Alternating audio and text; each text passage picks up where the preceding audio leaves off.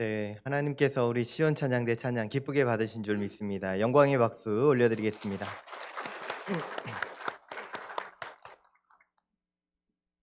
네, 함께 이렇게 한번 인사하겠습니다. 하나님의 생각으로 살아갑시다. 인사하겠습니다. 옆에 분하고. 네, 하나님의 생각으로 살아갑시다. 네. 네, 우리가 성경을 보게 되면 우리의 상식과 우리의 생각과는 다른 하나님의 생각과 하나님의 뜻을 발견할 수 있습니다. 하나님의 생각과 우리의 생각이 같았으면 참 좋겠는데요. 그렇지 않은 일들이 너무너무 많습니다. 만약 하나님의 생각과 우리의 생각이 같게 되면 일치할 수만 있다면 우리가 살아가는 길들은 우리가 살아가는 세상은 하나님 나라가 자연스럽게 이루어지게 될 것입니다.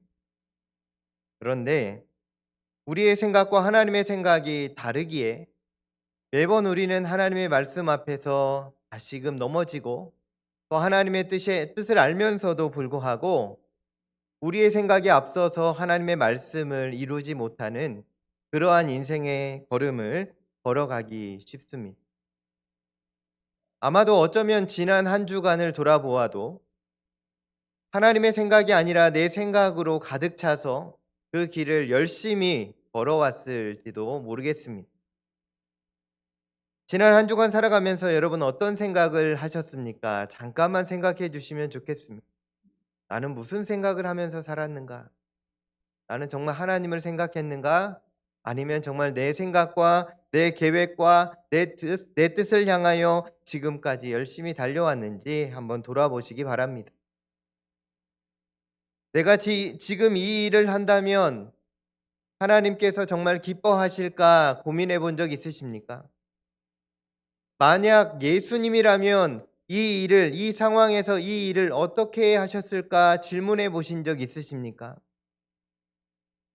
만약 지금까지 아무 생각 없이 그저 세월 가는 대로 하루하루 살아오셨다고 한다면 이제는 하나님의 뜻이 무엇인지 하나님의 생각이 어떤 것인지 질문하며 응답받는 우리의 삶이 되기를 간절히 소망합니다.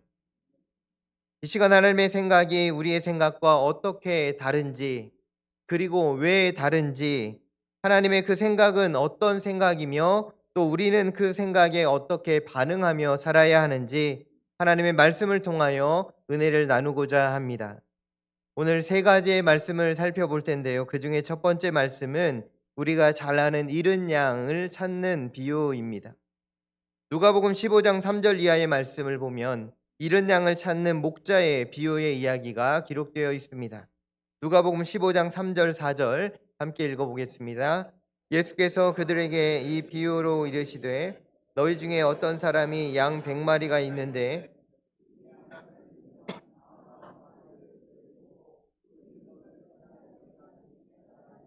아니하겠느냐. 아멘.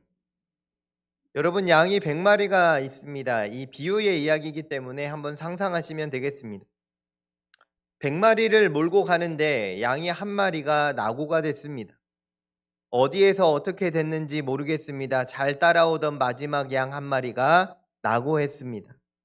맹수에게 잡혀가고 있는지 낭떠러지에 떨어져 버렸는지 자세히 기록하고 있지는 않지만 99마리는 있는데 한 마리의 양이 없습니다. 여러분 여기에서 한 마리의 양을 찾으러 가는 것이 맞습니까? 아니면 99마리를 나머지 99마리를 잘 지켜야 하는 것이 맞습니까? 한번 마음속으로 대답해 보시면 좋겠습니다. 한 마리 찾아야 됩니까? 99마리 잘 지켜야 합니까? 각자의 생각이 다를 것입니다. 위험한 길을 걸어가고 있기 때문에 99마리 중에 또 한 마리가 실족하면 안 되니 99마리 잘 지켜야지 하는 사람이 있는가 하면 한 마리의 양이 너무 소중하고 귀해서 그 양을 찾아 헤매는 목자가 있을 것입니다. 여러분 오늘 우리는 어떤 인생을 살아가고 있습니까? 한 마리의 인생이 주목하고 계십니까? 아니면 99마리의 양의 인생을 주목하고 있습니까? 오늘 말씀을 보면 우리 예수님은 100마리의 양 중에서 한 마리의 양이라도 길을 잃으면 그 목자가 99마리의 양을 두고 한 마리를 찾으려 다니지 않겠느냐라고 말씀하고 계십니다. 예수님께서 99마리의 양보다 한 마리의 양이 귀하다라고 말씀하시는 것이 아니라 99마리의 양처럼 한 마리의 양이 귀하다라는 말씀을 주시는 겁니다. 길 잃은 한 마리의 양도 99마리의 양처럼 똑같이 귀하다는 하나님의 말씀입니다. 여러분, 세상을 발딛고 살아가는 우리의 생각으로 쉽게 판단하면 99마리와 한 마리는 같지 않습니다. 세상의 논리는 그렇지 않습니다. 99마리를 지키려고 한 마리를 죽이는 것은 당연해 보입니다. 이 세상은 그렇게 흘러갑니다. 중요해 보이지 않는 한 사람은 지나치고 중요해 보이는 99명의 사람들을 주목하며 살아갑니다. 만약 한 마리를 찾으러 가다가 여러분 99마리, 99마리의 양에 문제가 생기면 어떻게 하시겠습니까? 목자가 그 양들을 놔두고 한 마리를 찾아 헤맬 때에 99마리의 양들이 어떻게 있을까 걱정되지 않으십니까? 우리의 계산과 판단으로는 하나님의 계산을 따라갈 수가 없습니다. 99마리 잘 보호하는 것이 내가 할 일이다 생각하고 나에게 주어진 그 양들을 보호하며 하루하루를 살아가지만 우리 주님께서는 어디를 주목하고 계십니까? 잃어버린 한 마리가 어디 있느냐? 잃어버린 한 영혼이 어디 있느냐? 주목하고 계시는 것입니다. 사랑하는 성도 여러분, 우리 가락동 교회도 많은 성도들이 모여 있습니다. 아, 우리 성도님들 많이 모였다. 이만큼 예배하니 좋다. 아닙니다. 잃어버린 한 영혼이 어디에 있습니까? 지난번에 몇 년 전에 같이 예배하던 그 한 영혼이 어디에 계십니까? 하나님의 마음을 회복하는 우리가 되기를 소망합니다. 나만 잘 믿고 나만 잘 살고 가는 것이 아니라 하나님과 함께 걸어가는 믿음의 공동체 우리 가락동 교회가 되기를 소망합니다. 하나님 나라에서는 한 마리의 양을 찾는 것이 너무나도 중요하기에 그 일을 하기 위해서 우리 예수님께서 이 땅에 내려오셨음을 믿으시기 바랍니다. 여러분, 그 한 영혼이 누구입니까? 한 마리의 양이 누구입니까? 따라하겠습니다. 나입니다. 나입니다.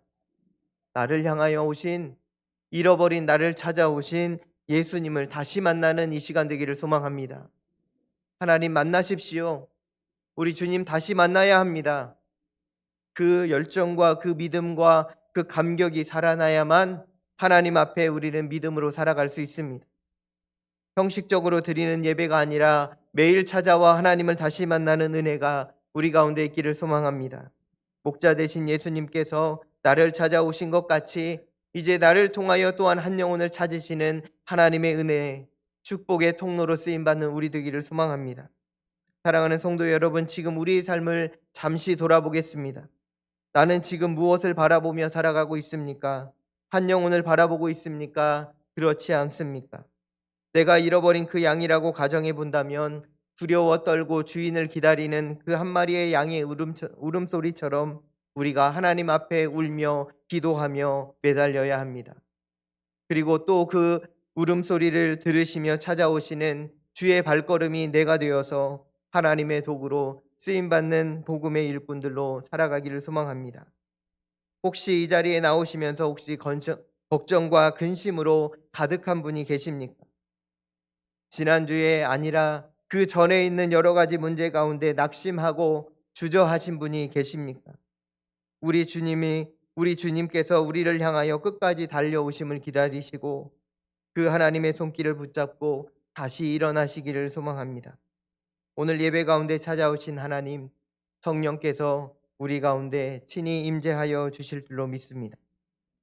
두 번째 말씀은 가난한 과부의 헌금 이야기입니다. 마가복음 12장 말씀을 보면 이렇게 기록되어 있습니다. 12장 43절과 44절 함께 이 말씀 봉독하겠습니다. 예수께서 제자들을 불러다가 이르시되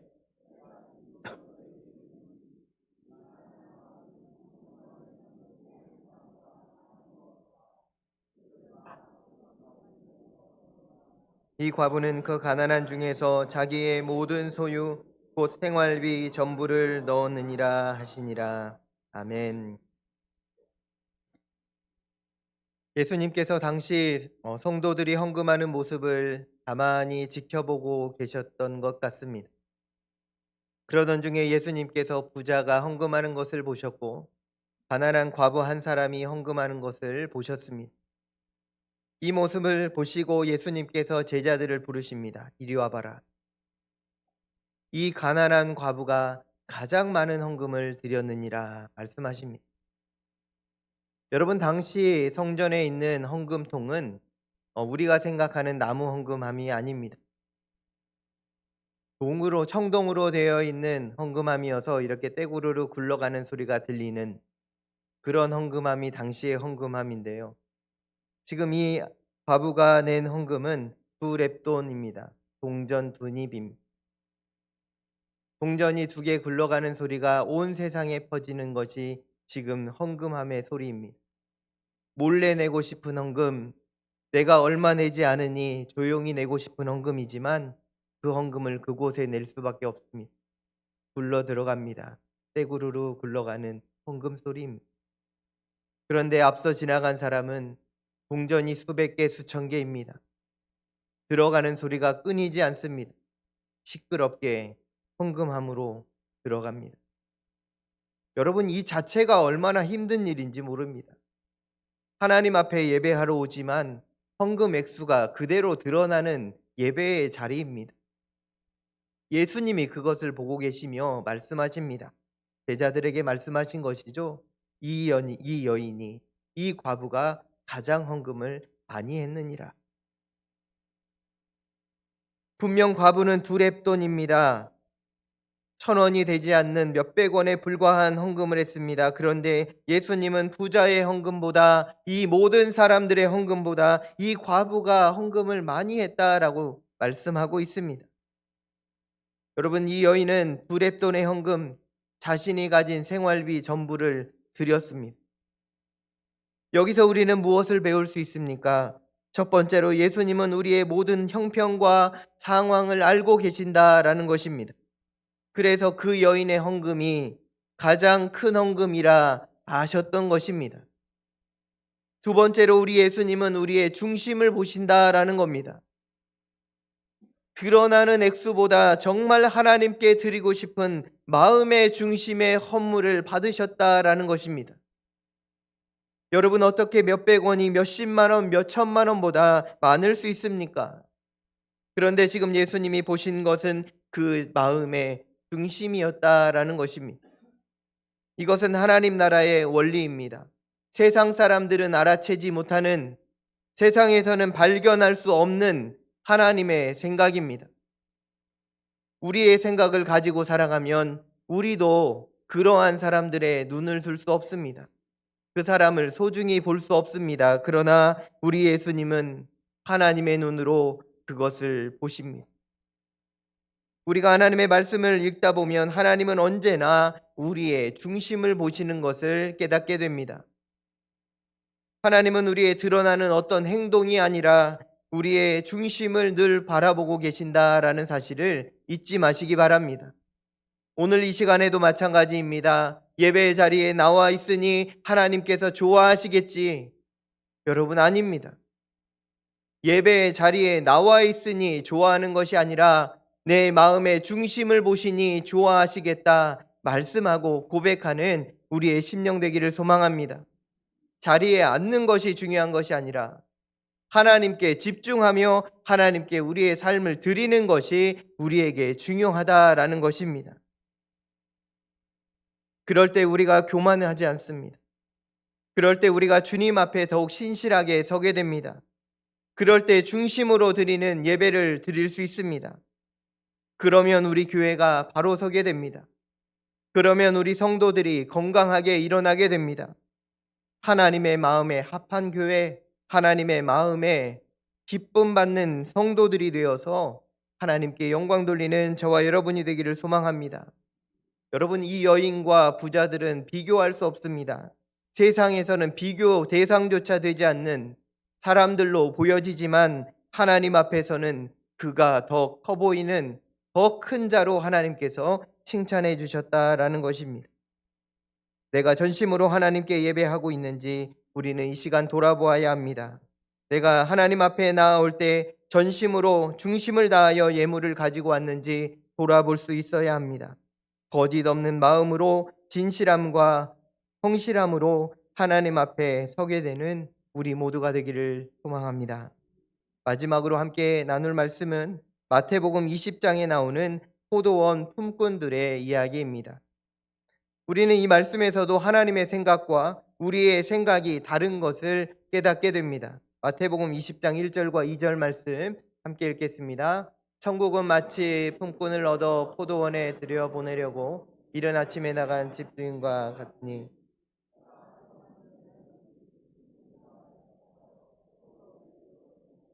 아멘. 네, 긴 말씀이지만 두 절만 읽었습니다. 포도원에 이런 일이 있었습니다. 이야기는 대략 이렇습니다. 아침 9시부터 6시까지 포도원에서 일한 9시간 일한 사람이 있었고 6시부터 6시까지 6시간, 3시부터 6시까지 3시간, 5시에서 6시까지 1시간 일한 사람이 나옵니다. 하나하나 내용을 살펴보면 주인의 행동이 충분히 이해가 되기도 하지만 한편으로 일한 사람들이 억울해 보이기도 하는 이야기입니다. 함께 각 사람들을 입장에서 함께 이야기를 생각해 보도록 하겠습니다. 먼저 9시에 첫 번째로 부름받은 사람입니다. 이 사람들은요, 9시에 부름을 받아서 포도원으로 간 사람들입니다. 오늘날로 말하면 인력 시장에 새벽에 수십 명이 모여 있었습니다. 일터를 가려고 준비하고 있습니다. 포도원 주인이 와서 일꾼들을 데려갔습니다. 몇 명인지 기록하지 않지만 몇 명 데려간 것 같습니다. 5명, 10명. 여러분, 이들이 처음 뽑혀서 처음 선택돼서 포도원으로 갈 때 그들의 마음이 어땠을까요? 기뻤을까요? 안 좋았을까요? 기뻤죠. 왜 기쁩니까? 일이 생겨서. 아니에요. 일이 생겨서 당연히 좋아요. 그런데 인간의 마음을 다시 한번 들여다보십시오. 또 왜 좋습니까? 저 사람보다 내가 뛰어나진 것 같습니다. 저 사람을 보면서 말합니다. 속으로 말합니다. 내가 너보다 낫다. 내가 너보다는 낫다. 여러분, 상대적으로 기뻐하는 인생을 살아가는 우리의 인생을 돌아보아야 합니다. 저 사람보단 나아서 기쁩니까? 저 사람보단 잘나서 좋은 것입니까? 여러분, 그런 마음이 있다면 우리 하나님의 생각으로 다시 바꿔지는 은혜가 있기를 소망합니다. 어쨌든 그런 것 같습니다. 지금 첫 번째 선택된 사람들은 첫 번째 선택돼서 좋고 일감을 찾아서 좋습니다. 두 번째 사람도 마찬가지입니다. 3시간을 더 기다려서 12시가 되었는데요. 대부분 이때쯤 되면 포기할 시점인데 갑자기 포도원 주인이 찾아왔습니다. 그래서 몇 명을 더 데려갑니다. 그때 선택된 사람의 마음은 어떻겠습니까? 정말 다행이다. 오늘은 좀 공치는 줄 알았는데 우리 애들 맛있는 거라도 사줄 수 있겠다. 여러분, 이런 생각이 있지 않았겠습니까? 그 사람들의 마음에는 저 남아있는 사람을 보면서 무슨 생각을 했을 것 같습니까? 그래도 내가 너보다는 나은 것 같아. 여러분, 이런 생각 하지 않았겠습니까? 이거는요, 계산하지 않아도요, 내가 그렇게 안 하려고 해도 자연스럽게 생각이 들어가는 것입니다. 여러분, 이런 생각이 날 때마다 우리는 우리 가슴을 쳐야 됩니다. 하나님, 왜 이런 생각을 하면서 삽니까? 내가 왜 이런 생각을 하고 있습니까? 우리가 눈물로 기도해야 합니다. 그 사람이나 나나 하나님 앞에서 동일한 사람들입니다. 뛰어나서 선택된 것이 아니라 불러준 그분에게 감사하는 마음으로 살아가야 하는 것입니다. 그렇지 않습니까? 다시 3시간 더 지나서 3시에 갑자기 포도원 주인이 나왔습니다. 이런 일은 세상에 없습니다. 3시까지 놀고 있는 그 사람 중에 몇몇을 택해갑니다. 그 사람들은 무슨 생각을 했을까요? 정말 감사합니다. 주인님, 이런 주인님은 세상에 없습니다. 여러분, 그러지 않았을까요? 돌아보면서 저 사람 보면서 뭐라고 하지는 않았을 것 같아요. 너나 나나 비슷한데 내가 그래서 택함 받아서 너무 감사하다. 그러면서 가게 됐을 것입니다. 마지막으로 부름받았던 사람, 여러분 이 사람은요, 들어가야 마땅합니다. 집에. 5시입니다. 6시까지 일하는 건데 5시까지 기다리고 있었어요. 집에 못 갈 무슨 사정이 있는 사람입니다. 가면은 안 됩니다. 큰일 납니다. 있었는데 주인이 왔습니다. 포도원 주인이 그 사람을 데려갑니다. 여러분 그 사람은 어떻겠습니까? 마음이 그냥 눈물이 흐릅니다. 주여, 이런 사람이 어디 있습니까? 이런 주인이 어디 있습니까? 그런데 중요한 것은 이 사람에게도 일당을 주겠다라고 약속하면서 5시에 그 사람을 데려갑니다. 일당이 20만 원이라고 생각하시면 20만 원 주겠다라고 약속하면서 그 사람을 데려갑니다. 데려가서 뭐 합니까? 장갑 끼고 옷 갈아입고 일하려고 나갔더니 6시 됐습니다. 여러분 이 사람은 뭐 했습니까? 한 게 없는데 그저 은혜를 누렸습니다. 이제 사람들을 쭉 세웁니다.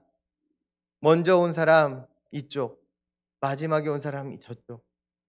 그래서 나누어 주라고 말합니다. 어디부터 나누어 줍니까? 나중에 온 사람, 맨 마지막에 온 사람부터 나눠줍니다. 한 데나리온 나눠줬습니다. 20만 원이라고 하겠습니다. 20만 원 딱 줬습니다. 감사합니다. 그런데 중요한 것은 이때에 문제가 생겼다는 것입니다. 함께 말씀을 읽어보겠습니다. 마태복음 20장 8절에서 13절까지 말씀을 함께 읽습니다. 시작. 저물매 포도원 주인이 청지기에게 이르되 품꾼들을 불러 나중 온 자로부터 시작하여 먼저 온 자까지 삭슬 주라 하니 제 11시에 온 자들이 와서 한 데나리온씩을 받거늘 먼저 온 자들이 와서 더 받을 줄 알았더니 그들도 한 데나리온씩 받은지라. 받은 후 집주인을 원망하여 이르되 나중 온 이 사람들은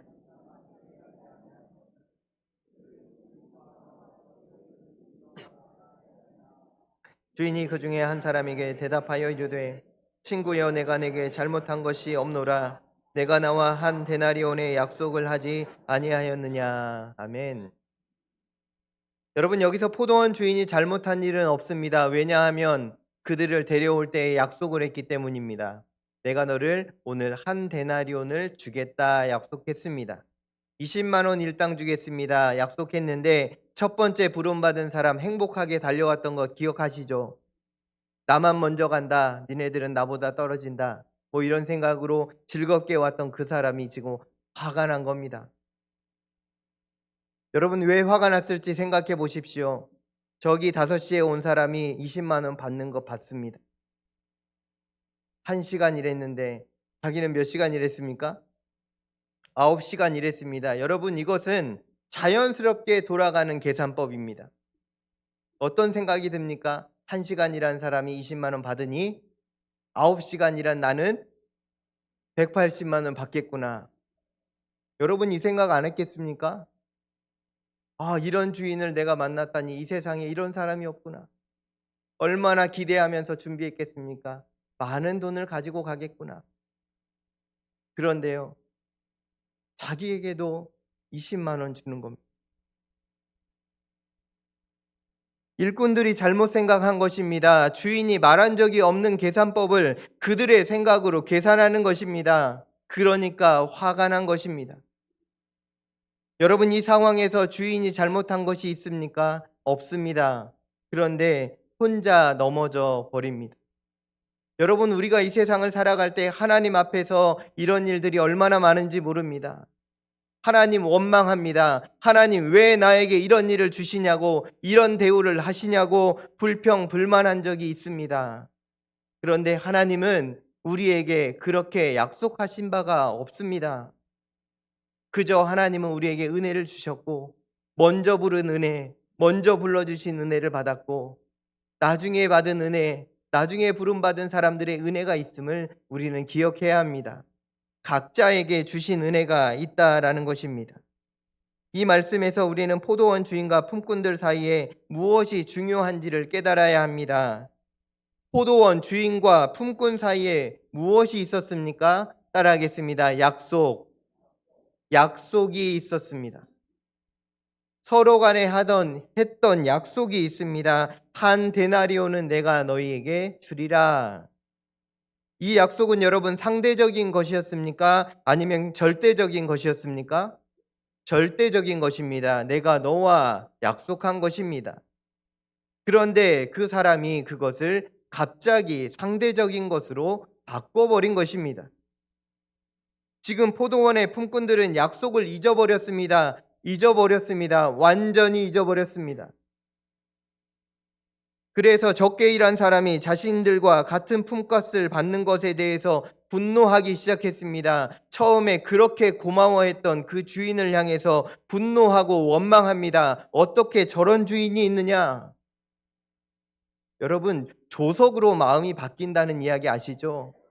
이 사람이 지금 조석으로 마음이 바뀌었습니다. 처음에 그렇게 고마워했던 그 마음이 온데간데 사라지고 완전히 나쁜 주인이 되어버렸습니다. 여러분, 포도원 주인은 잘못이 없습니다. 그는 그의 약속을 신실하게 지킬 뿐입니다. 여기서 우리를 향한 하나님의 약속을 우리는 기억해야 합니다. 떠올리게 됩니다. 하나님께서 나에게 주신 약속을 여러분 소중히 여기시기 바랍니다. 나에게 주신 약속입니다. 저 사람에게 주신 것이 아니라 나에게 주신 하나님의 은혜입니다. 그 은혜 절대 놓치지 마시기 바랍니다. 하나님께서 우리와 함께 하시겠다는 약속, 하나님이 어려움 가운데 일으켜 세워주시며 내가 너와 함께 하리라, 내가 너를 지켜주리라, 내가 너를 도와주리라 약속하셨던 그 약속의 말씀을 여러분 잊지 마시기 바랍니다. 그 말씀을 잊어버릴 때 우리는 세상의 유혹에 넘어져 버립니다. 왜 저 사람은 잘 풀리고 나는 왜 안 풀리나? 내 인생은 왜 이 모양입니까? 하나님 도대체 살아계십니까? 하나님을 원망합니다. 그런데 여러분, 세상과 하나님을 비교하지 마시기 바랍니다. 어떻게 하나님을 세상과 비교할 수 있습니까? 하나님의 차별이 아님에도 불구하고 하나님께서 차별하여 대하시는 것처럼 오해하는 마음이 들 때면 여러분 기도하시기 바랍니다. 우리의 마음을 다시금 정결케 하시고 새롭게 하옵소서. 우리는 기억해야 합니다. 하나님은 언제나 우리를 신실하게 인도하신다는 사실과 하나님의 생각과 우리의 생각이 다를 때가 많아서 우리가 깨닫지 못한다는 사실입니다. 그래서 우리는 오늘부터 우리의 생각을 내려놓고 하나님의 생각을 붙들고 살아갈 수 있기를 간절히 축원합니다. 내게 주신 하나님의 감사하며 은혜에 감사하며 내게 허락하신 그 구원의 약속을 기뻐하며 다른 사람과 비교하는 인생이 아니라 모두 함께 하나님께 영광 돌리는 저와 여러분이 되기를 소망합니다. 옆 사람과 인사하겠습니다. 하나님의 은혜를 누리십시오. 인사하겠습니다. 여러분 옆에 계신 분도 하나님의 은혜에서 살아가고 나도 하나님의 은혜로 살아가는 그런 우리 가락동 교회 되기를 축원합니다. 우리 교회는요 2025년 시작하면서 말씀과 기도로 살아가기를 결단하는 교회 되기를 시작했습니다. 말씀과 기도로 산다는 것은 하나님의 생각과 하나님의 뜻대로 살겠습니다라는 결단입니다. 오늘 우리에게 완벽함과 완전함을 하나님이 요구하진 않습니다. 그러나 우리에게 거룩함과 온전함은 요구하십니다. 세상을 향하여 나아가는 우리를 향하여 오늘 우리 하나님께서 말씀해 주십니다. 이 말씀을 기억하시고 동행하시는 하나님, 함께 하시는 하나님, 능력 더하시는 성령 하나님 붙들고 승리하는 저와 여러분 되기를 소망합니다. 이사야 55장 8절 말씀 같이 한번 읽으며 설교를 마치겠습니다. 이는 내 생각이 너희의 생각과 다르며 내 길은 너희의 길과 다름이니라. 여호와의 말씀이니라. 아멘. 기도하겠습니다. 하나님 아버지, 하나님의 생각과 우리의 생각이 다름을 고백합니다. 세상의 생각을 가져와서 하나님 앞에 원망했던 우리를 용서하여 주시고 하나님의 마음을 다시금 품고 하나님께 영광 돌리며 감사하며 기뻐하는 삶 누리게 하여 주옵소서. 하나님 아버지, 우리가 함께 하나님 나라 이루어갈 수 있도록 은혜를 더하여 주시고 서로의 손을 맞잡고 일어나 하나님 기뻐하시는 삶 살아낼 수 있도록 우리의 생각이 앞서지 않게 하시고 하나님의 생각대로 순종하며 살 수 있도록 주님 인도하여 주시옵소서. 모든 말씀 예수님의 이름으로 기도하옵나이다. 아멘.